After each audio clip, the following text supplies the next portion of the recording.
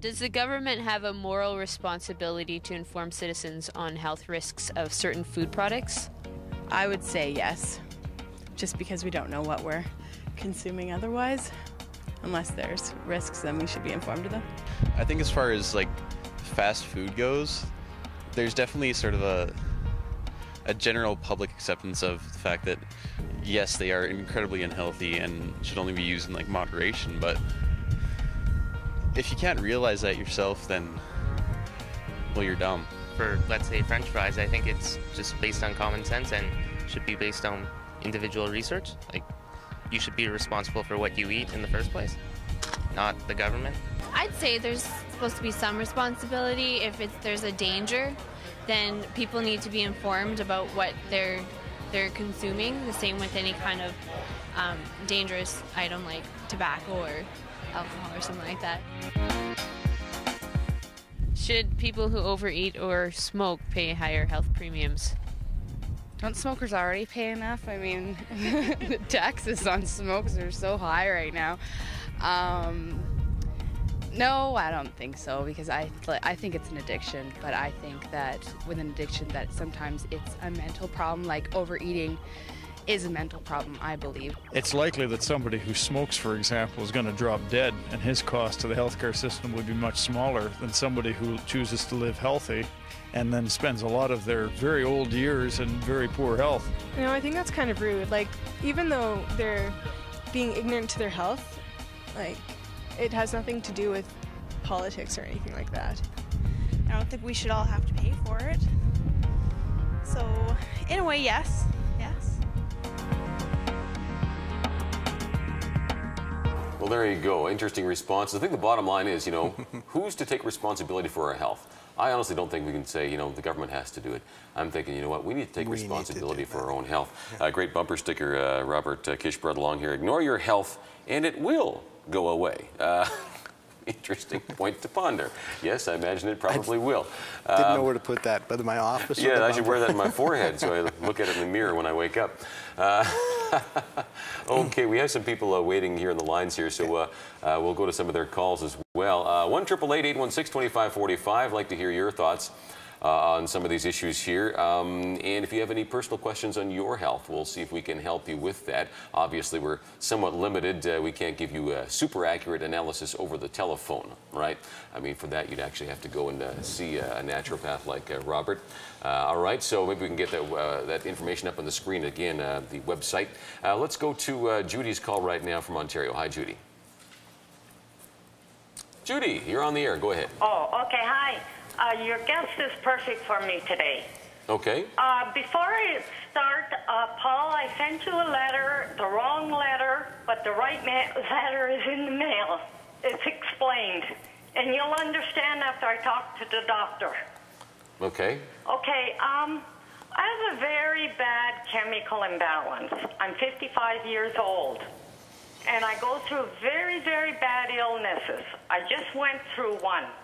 9 months of chronic pain, back and forth to hospitals, finally 8 days in there, and they found out it was in my bowels. But it seems to me that the older I get with this chemical imbalance, the more ill I get every year. I have some kind of illnesses, and I get flus that send me to bed so bad.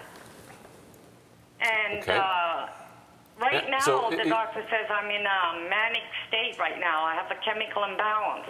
So it's affecting your mental health as well, then? Oh, major. Okay. Right now, my mind is going crazy because I'm kind of in a manic state. Now, how about my doctor's supposed to help me out with that. Yeah. Okay, Judy. Let me ask you: did your bowel system get fixed at all, or no? Yes. Okay. Major. They helped me, and once I got in the hospital. Okay, so that's not the problem anymore. No, I'm on special medication. Okay, Robert. What do you need to know here? Okay. With every condition, Paul, it's not that we're looking at what's wrong, what's happening within the system. We have to find out where the body itself is out of balance. Either her pH is out of balance, she doesn't have the proper digestive enzymes, she can't process her food as it passes through the system. So instead of her system literally being be able to heal, she's actually probably causing more toxins within her system because she's getting sicker as she goes on. She's not processing properly, so she does have to go through a detoxifying, cleansing, make sure that all of these systems are functioning. But again, before you can even get to the detoxification, you're saying sometimes we have to even strengthen the person before they can do that. You have to get the pH or the chemistry in balance. And she said, says she feels out of balance here.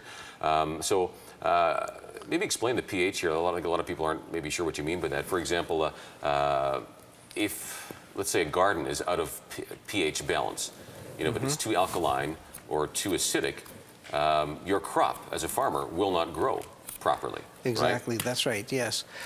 Basically, Paul, again, the pH through your system, your saliva pH should reach between 7.1 to 7.5. Your waste material, if you process and choose the right things that go into your system, your waste material should be very, very acidic, a range of 5.5 to 5.8 for the urine. Your large intestine, they say that should be even more acidic than your urine, okay? What we're saying here is if we know what the pHs are of the saliva, we know what the pHs of the waste material coming out of the system, when those numbers are right, the rest of the pH to the rest of the system is right. The stomach has to have a pH of 1.0 to 2.5. The gallbladder has a very wide range, but all of these have to be in the proper range for you to process what's going through the system. So the answer for her basically is watch the pH, get back to finding out what the pH is happening. She has to get to a naturopath or somebody like that to balance the pH first. And would that in itself perhaps cure the problem or no? The key is that knowing what her pH is and the choices of the foods that she makes, because it's your diet pH that controls what your positive and negative foods are going to be. So by knowing even your blood type and choosing the foods according to her blood type would also be a benefit to get her back on track. Okay, Judy, does that provide any answers? I know it's... That's very, very good. Does he, Robert? Yes. Do you believe in antidepressants? They say I have to be on them all my life. Well, for us, what we try to do is if we can get the system back on track, your doctor will probably see in time he'll be able to cut you off of those antidepressants. But as far as we're concerned, you've got to follow what the doctor is advising you to do. We have to show him that we are getting you back on track and that he can cut down. So, in other words, yes, now if you go through a system where your pH comes back into balance, then you'll notice some results, and then the doctor will say, well, maybe these things aren't necessary anymore as your condition improves. So give that a try, Judy. I know the antidepressants have a lot of side effects that are very unwanted. So thanks for that, Judy. All right, David from Quebec. Hi, David. Hi, Paul. Yeah. Yeah, well, take a lot of medication. I take antipsychotics and also antidepressants. And also I have an esophagus reflux. And the pills that I'm on, they just make me just want to sit and not move, you know? Well, I'm schizophrenic, that's why I take the medication. Yeah, yeah. And I'm wondering what Robert can help me in some way of for my reflux esophagus. Okay. Again, David, we're saying here that in all of our information, it's not that you're having a medication that is giving you or supposed to relieve you from the discomfort of an acid reflux. The key that what we're working with is that the body itself, the stomach itself, has to be very, very acidic. And the range that they're saying for the stomach should be 1.0 to 2.5. And that means that you don't have enough acidity in your stomach. That's the rule. What you have is high alkalinity, and that reflux is happening because as you swallow, you do swallow this way, but you also swallow this way when the pH is out of balance in the stomach. So the key for you is that you have to change your pH in your stomach to get rid of the acid reflux. Have you actually seen results where people have come in and changed their pH and it's completely gone away? Big time. Big time. I had a man on who was on for 25 years to the point that his own pharmacist said, if it was me, I wouldn't be doing this. When he came to me, I had actually told him that I felt that his stomach was in such bad shape that instead of giving him one hydrochloric acid supplement, that I would ask him to cut it into 4 equal parts.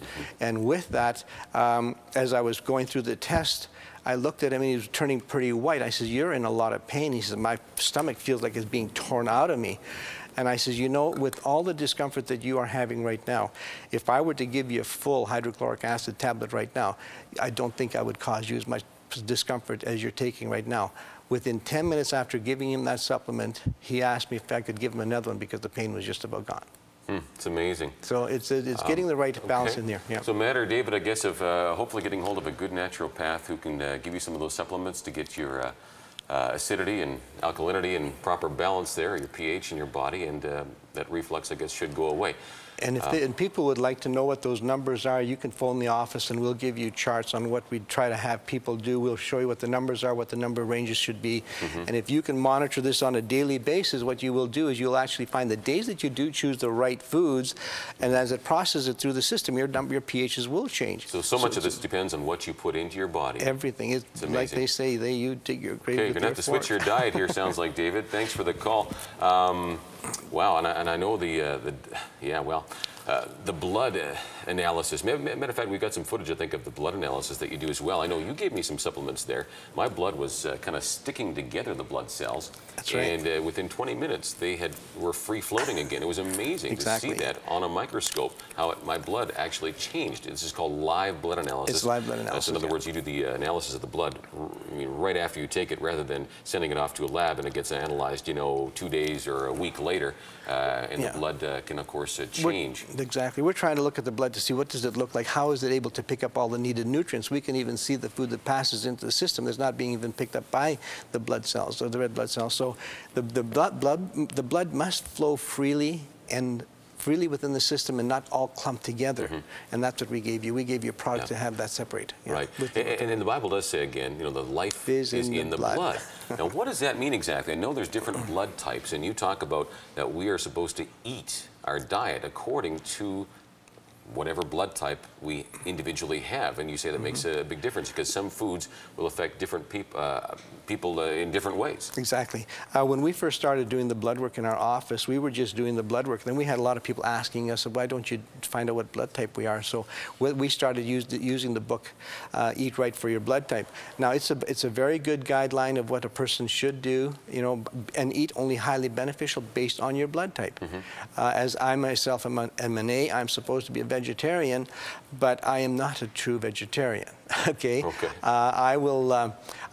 your pHs are in the proper balance, your scope of what you are allowed to do widens so much more instead of this narrow pathway that you have to. That narrow pathway you've got to stay on to get your system back in balance. Once you're there, you have a little more flexibility. You've got lots. Yeah, well, that's good news. So I can eat ice cream once in a while if my pH gets in. My wife's brothers are hunters, and then our fridges are deer, moose, whatever, and then we have the ability to check ourselves to see when can I have that. Okay. So. All right. Okay.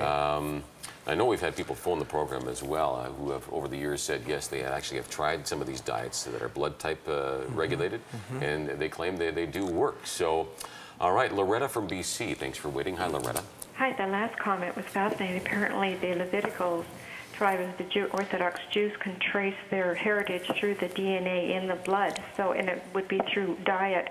But the reason I'm calling is I've met an acquaintance who was both parents are now deceased through alcoholism. He was abandoned, so there were emotional issues. But in his just a few years ago, he developed arthritis, fibromyalgia, and acquired immune deficiency. And only in Calgary did he finally get a qualitative analysis of that these were his problems, and he was so grateful. And he watches his diet, his home care very carefully now. However, he smokes marijuana to relax, he says.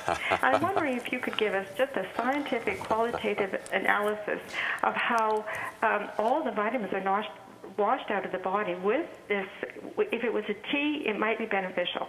But smoking it, how could this ever help this individual? Very interesting. I know people do claim that it certainly relaxes the body, and that doesn't surprise me. It probably does have a relaxing effect, but is it good long-term? Marijuana, it's a natural herb, I suppose, but... But I think what it actually does, I think it probably affects the adrenal glands, whereby you remove a lot of the stress within the system, because your adrenal glands are not, most often in any condition, your adrenal glands are exhausted. And so if you can remove some of the, that stress, it may be part of what I believe could be a factor of why it's beneficial. It affects the adrenal glands, but again, it would be a temporary relief. Yeah. It wouldn't be a permanent help. Okay, exactly. Anything else, Loretta? No, thank you for your answer. Okay, appreciate that. All right.